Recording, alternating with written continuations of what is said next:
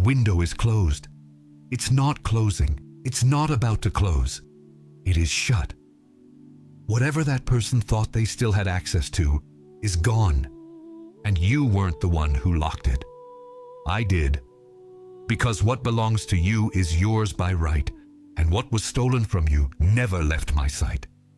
Nothing that happened was outside of my reach. None of your pain was ever off my radar. Stop. Breathe. You need to hear this right now, exactly as it's being delivered, because what I'm about to reveal in this message is going to change how you perceive everything that happened to you. Not how it looked, but what actually took place. And more importantly, what is happening right now while you are still looking in the rearview mirror. Stay with me until the very end. Before we finish, I'm going to give you a 3-step protocol that will finally release the weight of that betrayal that's still clinging to your spirit. I know how it hit you. It wasn't a scream. It wasn't a big dramatic scene. It was something in the silence of a conversation that never happened, or a discovery that arrived quietly, like someone handing you an envelope. And when you opened it, the world looked different than it had 5 minutes before. There was no undoing it. There was no unknowing it. I see the moments where you were at the office, in front of everyone, and someone mentioned that person's name casually, like everything was normal, like the world hadn't just shifted on its axis. And you had to smile. You learned how to wear that mask far too early in this process. You learned to carry the weight on the inside while your face stayed still, your eyes stayed focused, and your voice kept its usual tone. I see those nights when you sat there with your phone in your hand, scrolling through old texts. Not because you missed them, but because you were trying to find the exact moment the lie started. You started dating the sentences. You went looking for the betrayal in the timeline, as if pinpointing the exact hour would give you back something that was taken. As if naming the moment would give you back the ground that vanished from under your feet. And then there's the physical sensation that stayed. It's not just hurt. It's heavier than hurt. It's the weight of having trusted someone completely when they had already chosen to sell you out before you even noticed. You seek. You dedicate yourself. You do everything right, and yet abundance never comes. And the worst part? You start wondering if you're doing something wrong, if you're being heard up above, if it's meant for you at all. It's not a lack of faith or worthiness. It's a spiritual blockage that ordinary prayer alone cannot break. The Miracle Journal unblocks this in 21 days with a spiritual protocol that works exactly where your prayer doesn't reach. Along with the journal, you'll also receive as a gift the prayer guide and the Psalms manual, with the most powerful sacred practices and texts to deepen your transformation. To claim your version of the journal, tap the link in the comments right below this video on completely when they had already chosen to sell you out before you even noticed. The worst part wasn't even what they did. It was discovering you were the only one who didn't know. That while you were all in, they were already halfway out the door. Your loyalty was being given to someone who had already left, and yet you're still standing. That is no small thing. Don't underestimate that. Carrying that kind of weight without breaking is a form of strength most people don't even have a name for. Hitting the like button is your public testimony. The heavens record what you confess openly. In this video, you're going to receive 3 things. First, the spiritual truth behind what happened to you. Not the surface level, but the reality. What that betrayal means within the blueprint that was drawn before you were even born, and why where you are right now is exactly where you're supposed to be after what you endured. Second, a 3-step protocol that you can execute today, not tomorrow. Today. A protocol that will sever the tie that still binds you to the one who betrayed you without needing an apology that might never come. Third, a declaration. A single sentence you will say out loud before you sleep tonight, which will resonate even louder tomorrow morning than it does right now. I led you here because this word is for you. What you're about to hear wasn't prepared for a crowd. It was prepared for the specific experience you are carrying, for the sting of believing and being betrayed by the very person you chose to trust. You survived what was meant to destroy you. That wasn't luck. That was selection. Stay until the end. Don't break the connection before you receive the protocol. There are signs that the universe has seen what happened and is already moving. These signs don't come with a trumpet blast. They arrive as gut feelings, as coincidences, as small shifts you almost miss because you're still looking at what was instead of what is. Close your eyes for a second if you can do so safely. Look away from the screen for a moment. What you're about to hear requires an attention that goes deeper than just reading words. The first sign: you've started to feel a sense of certainty you can't explain. It's not toxic positivity. It's not a forced faith you're trying to manufacture. It's a stillness that shows up in the middle of the pain, in the strangest moments. You're doing the dishes. You're stuck in rush hour traffic. And suddenly, for a split second, you just know you're going to be okay. You don't think it. You don't hope it. You know it. Like knowing someone's name without being introduced. This sign has no logical explanation because it didn't come from logic. It came from me. I placed that certainty inside you so you wouldn't stop in the middle of the desert, thinking the process was the destination. The second sign: small coincidences have started lining up in your favor, out of nowhere, without you lifting a finger. A door opens without you knocking. A contact reaches out at the perfect time with exactly what you need. Information arrives the very moment you need it. Not a second before, not a second after. You called it luck. It wasn't. I've been moving the chess pieces. I do this in the silence of the background while you're still trying to make sense of what's happening in the foreground. The stage you see isn't the only place where things are moving. The third sign: news about the person who betrayed you starts reaching you without you looking for it. Someone mentions a name. A conversation drifts your way. Information you didn't ask for just appears. And what you hear isn't the big win that person expected when they chose to hurt you. You didn't have to provoke anything. You didn't have to do a thing. The heavens have an accounting system that doesn't require your activation. It doesn't need your help to work. It functions whether you're watching or not. The fourth sign: you're finding it easier to breathe than you did a few months ago.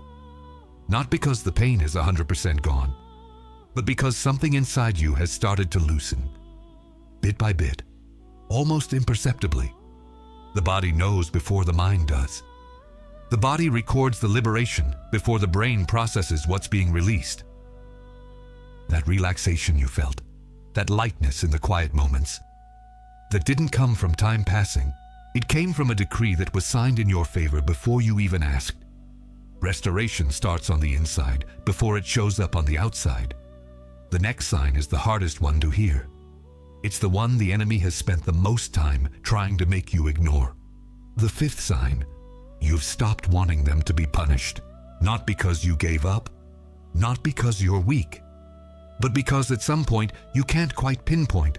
The weight of wanting revenge became too heavy to carry.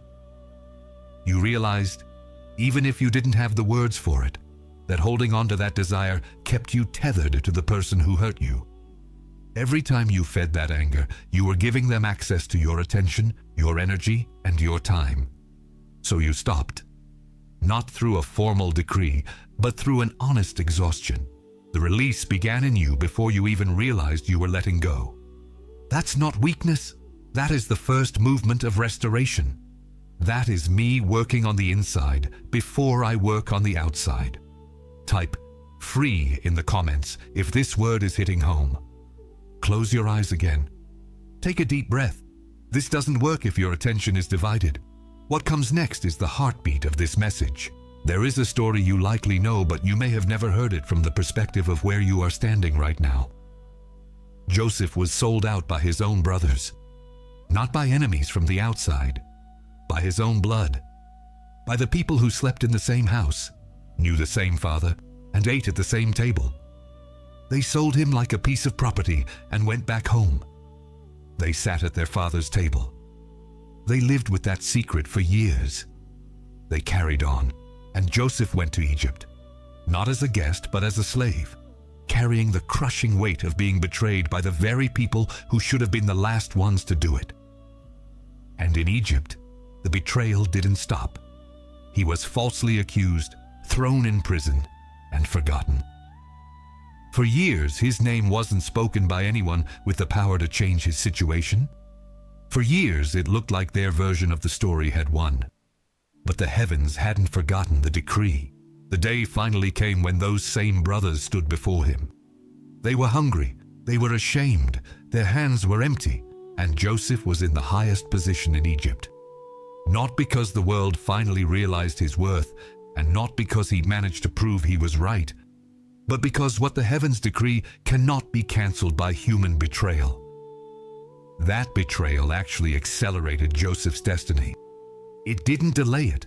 What was meant to destroy him was converted into a springboard. Those who sold him out had no power over the destination they tried to block. There is a certain type of tree that grows beneath massive stones. Not around them, not beside them, beneath. The weight of the stone compresses the root for years, and the root grows slowly, millimeter by millimeter, with no visible rush and no audible complaint. Until one day, the force accumulated inside that root exceeds the weight of the stone, and the stone cracks. Not all at once. It cracks from the inside first, long before the fissure shows on the surface. People walking by see the broken stone and have no idea how many years of silent pressure produced that crack. They don't know how many seasons passed while the root was gathering what it needed to gather. You are the root. The betrayal was the stone. And the crack has already started. Joseph didn't become who he was despite the betrayal. He became who he was because it happened, and because he didn't let that betrayal have the final word on his identity. He survived what should have split his character in half, and he came out on the other side with his integrity intact. The final word on Joseph belonged to me, and it belongs to me now, concerning you as well. Write in the comments which part of this story you recognize most. Joseph or the root.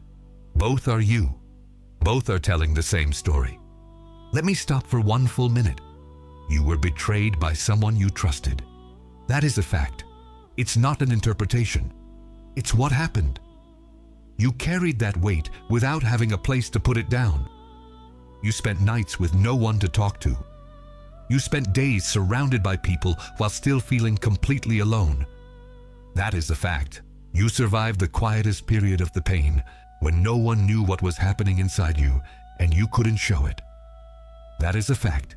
You are here right now, listening to this message, at the exact moment the window for the one who betrayed you is slamming shut. That too is a fact. And here is who you are in the middle of it all. I saw every night you stayed awake trying to figure out what you did wrong, when the mistake wasn't yours. I saw the conversation you rehearsed but never had. I saw the moment you chose not to destroy yourself just to punish the person who hurt you. That moment cost you everything. You have no idea how many people wouldn't have survived that choice. You don't know what has been sealed over your life because you made it this far without breaking your character. What you're about to hear isn't a human title. It's what I call you when I speak to the heavens about you. It's not what others see. It is the truth, regardless of what was said or done. Pay attention. You resisted without becoming the aggressor. I saw when the opportunity to do the same thing back to them arrived. I saw when you could have paid them back in their own coin. The access was there, and your anger had enough fuel to use it. But you didn't. Not because you were afraid of the consequences, but because you knew, deep down where the real decisions are made, that becoming the thing that hurt you would mean losing who you are. That restraint wasn't passivity.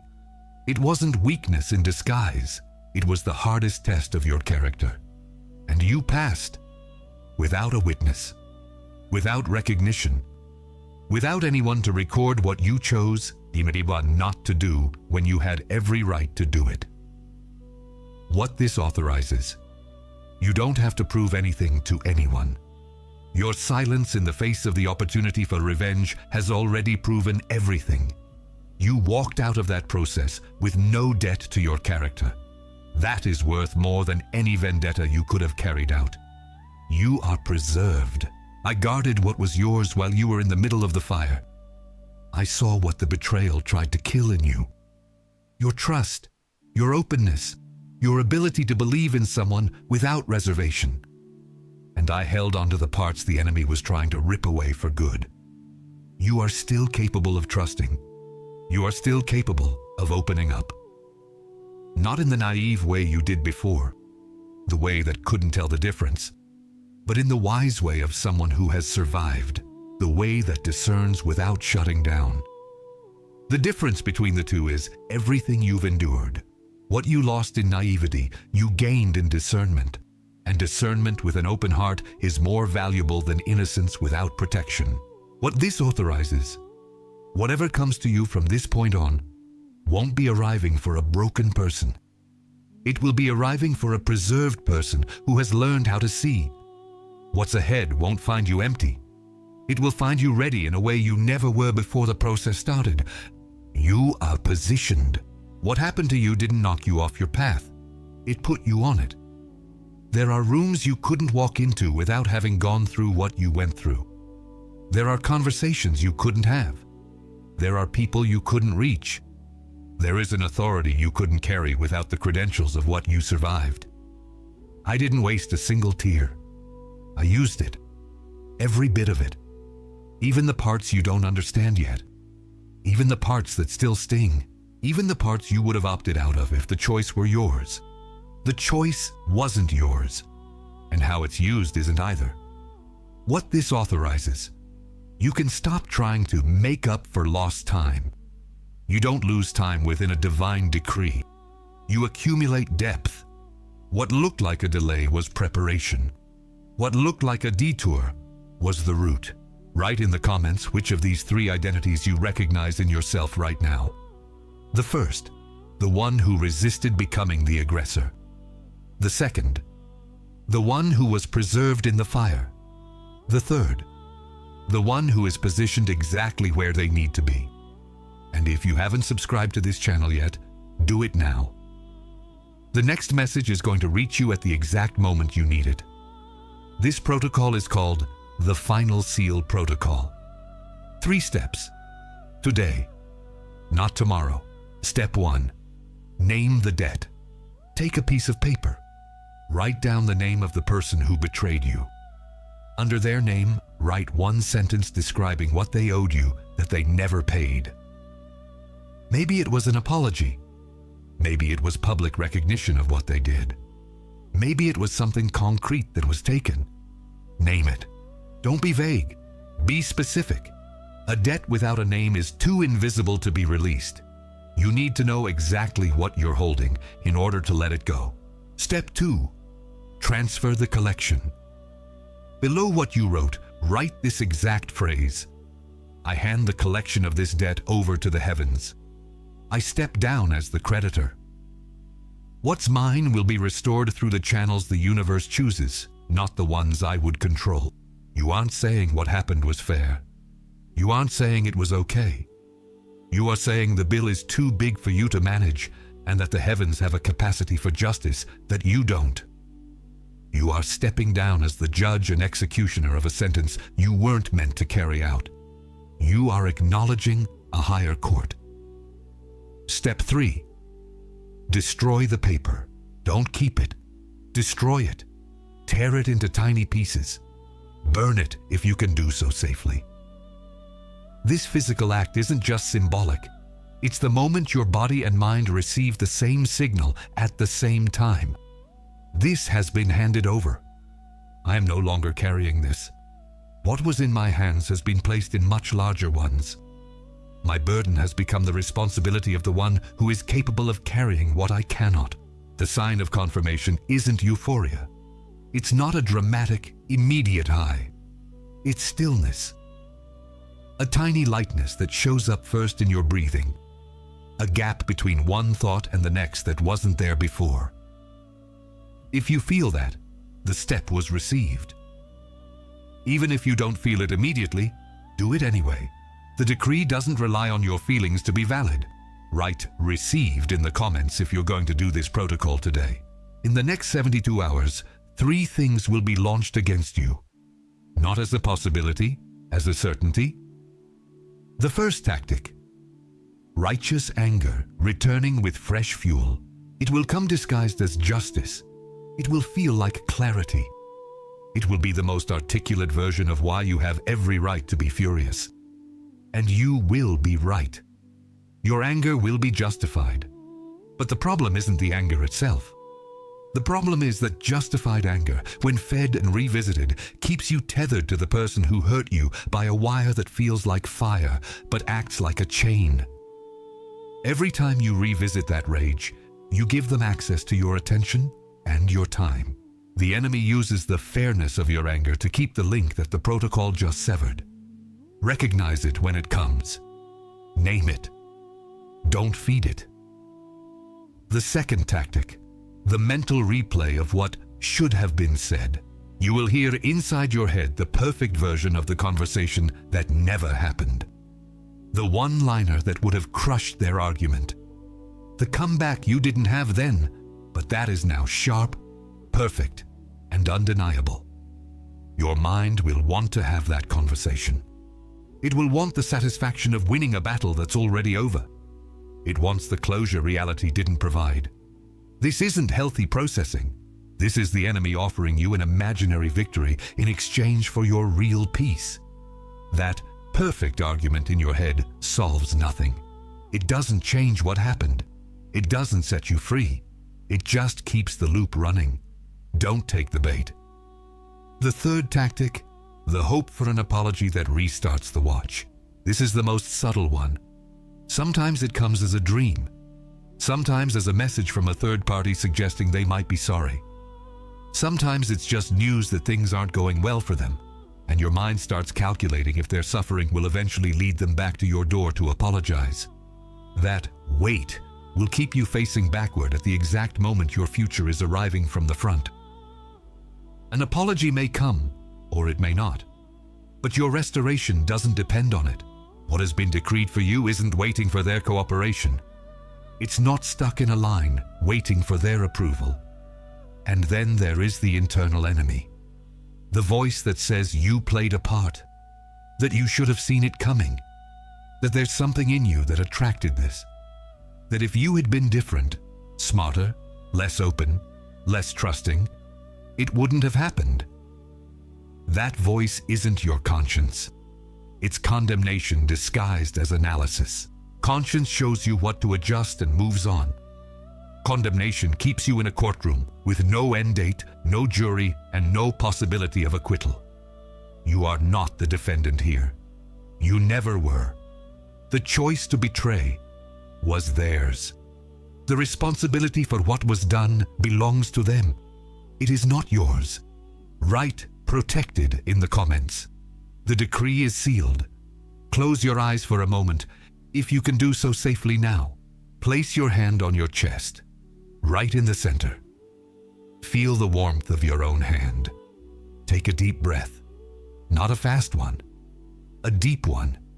Let the air in slowly and let it out even slower. Now, mentally, place on the floor in front of you the name of the person who betrayed you. Everything they did. The waiting that followed. The weight you carried without knowing where to put it. The anger that was justified. The silence that cost you so much. The nights you stayed up trying to find the lie in the timeline. The smiles you forced when you were breaking inside. All of it. Put it all on the floor. Don't throw it away yet. Just set it down, out of your hands, off your chest, off your shoulders, just for a moment. And now I'm speaking directly to you. I saw the night you sat there looking at those old messages, searching for the moment the lie began. I was there that night. I didn't cause the betrayal, but I saw the pain it caused you. The pain of being the only one who didn't know. The pain of being all in at the exact moment the other person had already decided to leave. I kept the record of that. Nothing that was taken from you escaped my notice. Nothing done against you went unseen. I wasn't sleeping. I was working. I saw you smile when you had to, when people were around and you couldn't afford to break down. I saw the cost of that smile. I know how much it took to hold it together. I know how much it cost to keep functioning while the ground had vanished beneath you. I saw every second of it. Every time you took a deep breath before walking into a room. Every time you waited for the door to close so you could finally let the weight show on your face. And I tell you now, with the same certainty with which I shut the window for those who betrayed you, the restoration that has been decreed over your life is in motion. It's not waiting, it is in motion. What was taken is being restored. Not in the way you would have chosen, and not through the path you would have drawn, but in the way that will last, in the way that will be complete, in the way that you will never have to give back. The window that existed for the one who betrayed you is closed, not because I abandoned them, but because the time for that opportunity has passed. What belongs to you is now moving toward you without that obstacle in the way. What was removed is being replaced. What was delayed is being accelerated. What was denied in one direction is being opened in another. You survived. You didn't break your character. You didn't become the thing that wounded you. You made it here. And here is exactly where the next chapter begins. You are not the same person you were when this message started. Say it out loud now. It is done. I let go. What is mine is coming. I no longer have to carry what wasn't mine to carry. Say it again if you need to. Say it until you feel the weight in your shoulders drop just an inch. Now write that declaration in the comments if you said it out loud. Don't keep it inside your head. What is confessed openly carries a different weight than what stays private. Amen.